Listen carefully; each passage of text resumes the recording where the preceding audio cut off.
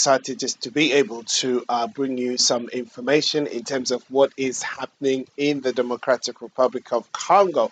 As you probably, as you are aware of the fact that there is elections that is actually taking place right now, even as we talk. This is now the third week in which these elections are currently running, and I'm sure that we have been giving you information and perspective in terms of how things are going. But today, I wanted to focus on the candidate number three, which is Moise Katumbi. Now, as I mentioned in the video yesterday, if you didn't watch, there are about four, if you like, candidates that are actually campaigning that we know that happens to be the four tenants of this elections campaign. Those are the four runners anyway.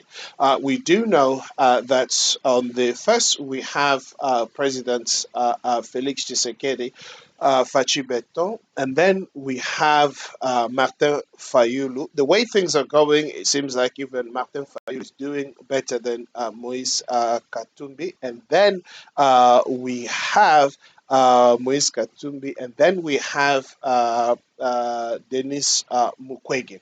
Now, amongst these four runners, if you like, I want to focus on what is happening in Moise Katumbi's camp. What we do understand now, for those of you who obviously know who this man is, he was a governor for Katanga for 12 years, and he is a business man, and he has a lot of businesses, and he's a millionaire, and yes, he has a lot of assets around the DRC and around the world, and he is also a favorite candidate amongst the international community, and he through his relations and contacts, and he's been able to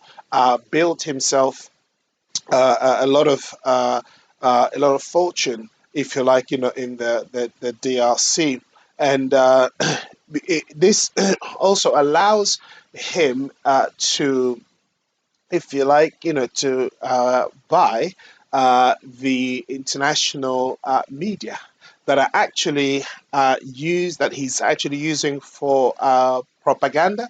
I know that's obviously this is the current situation, because when you watch the Western media, what is being portrayed, what is actually happening in his campaign, and what is being said about him is not so much the reality of what is happening in the Democratic Republic of Congo, but as it's always been the case, that if you are the a candidate of the international community, they will do whatever it takes basically to promote their candidate. But in the days in which we live, I believe that this is becoming a bit of a problem, because people, especially the Congolese community, is no longer buying into this kind of propaganda, because people are have for a number of years been waking up to the reality that the international community is not working, and has never, for that purpose or that matter, never actually worked for the good of the Congolese people. They've always wanted to get involved when it suited them, when it meant that they will make tons and tons of money, and that they will exploit the country, its people, and so on and so forth. That's the only time that they get involved. And so the Congolese people have now come to maturity, and they do understand that, no matter what happens, wherever you see the international community lurking and actually getting involved in anything, it will only be because they've seen their interest, and they will do whatever possible to actually bring that to materialization. And this is what is happening in these current elections. And we do know also what happened in the 2018 elections. The same international community never wanted for current president, that is Felix Tshisekedi, to be the president of the country. So they did everything to discredit the elections in 2018, and they gave their own results, and a lot of things, were actually said to discredit him. But in the process of time, they had to align because they realized that the Congolese people did actually cast the vote, and they did actually like, the president. And so it was very difficult to do anything other than to accept the will of the Congolese people. And we're seeing the same thing happening here again because now, more than ever, Congolese have united themselves behind President Felix Tshisekedi, number 20, so that he can actually go and win these elections again. So that would mean that he will serve another second term in office, and in the eyes of the Congolese people, this is a good thing because he has actually worked very hard to lay the basics and the foundations in place, which will obviously give him a good leverage from which he can actually work in order to achieve. I mean, as people do know that the country has sunk so deep, very very deep into the abyss, and it will take some time really to bring it to the standard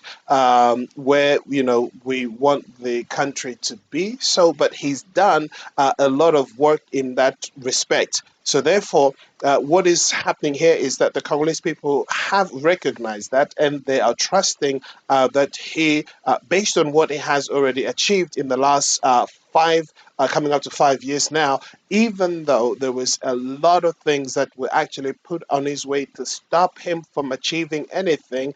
But in spite of all of that, he has managed within the last 2.5 years to do incredible things that, or at least, have achievement that none of his predecessors were able to do in their time in office. But what we're seeing here is that, there is that momentum that he has already started, and this momentum can go to actually become historical things that he will do for this country. And I believe after him there'll be people who will also follow that footstep, and then to take this country in heights that it has never actually been in before.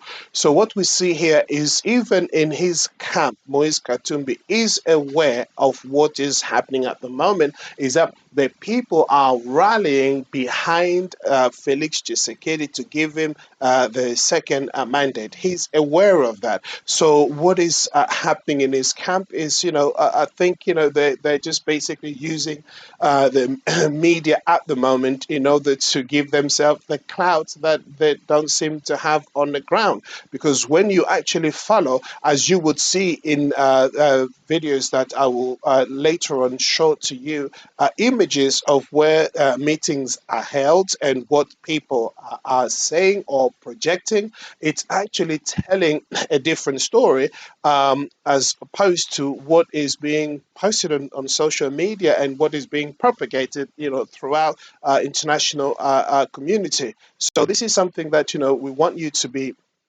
aware of is the fact that on the ground it seems, not that it seems, but it is a reality that Moise Katumbi is losing ground.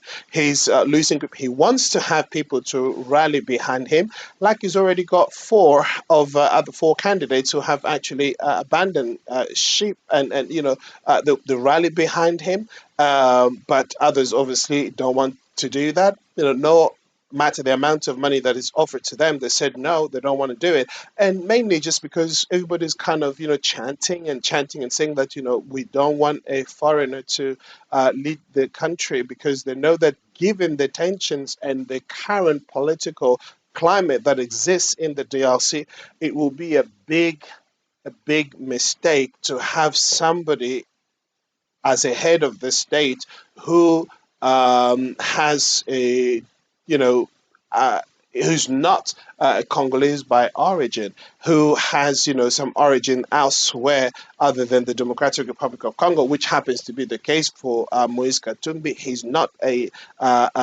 Congolese of origin. So that in itself has really brought a lot of discredit to him, and it's not working in his favor at all. So what we are seeing here is that people are rallying, people are standing behind Felix Tshisekedi. So what will happen in Moise Katumbi's camp, we don't know. But as I said, this is a third week into the elections.